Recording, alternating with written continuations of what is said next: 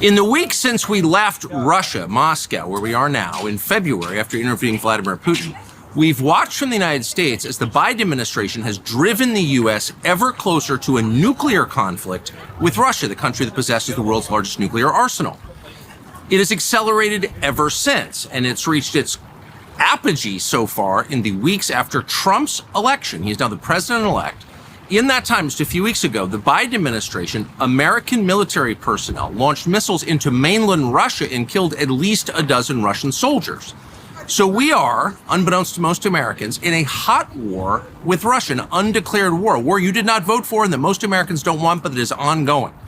And because of that war, because of the fact that the U.S. military is killing Russians in Russia right now, we are closer to nuclear war than at any time in history. Far closer than we were during the Cuban Missile Crisis. That would mean the elimination of Russia, the United States, and most of the rest of the world. We felt there must be someone behind the scenes in Washington working to make sure that this conflict doesn't become a nuclear holocaust. But we found out that no, in fact, there is nobody. Tony Blinken, the current Secretary of State, cut off all contact between the U.S. and Russian governments. There is no back channel, there is no conversation, and there hasn't been for more than 2 years. That's shocking.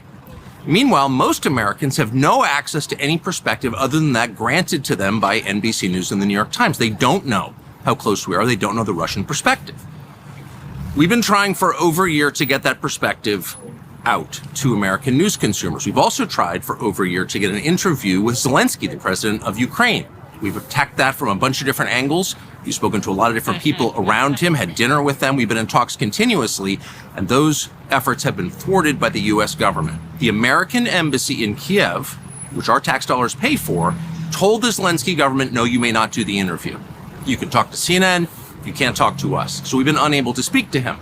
So we came back to Moscow yesterday to interview the foreign minister of Russia, Sergei Lavrov, the longest serving foreign minister in the world. He's been a part of this government for 25 years. He's been in the diplomatic corps for over 40.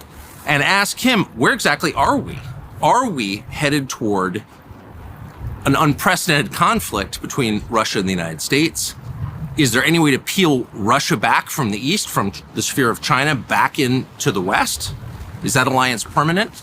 And does the election of Donald Trump mean an end to this war, which is reshaping the world, the U.S. economy, the global economy, and risking the life of every person on this planet? Is that possible?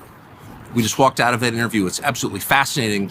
It's coming very soon. We hope you'll watch.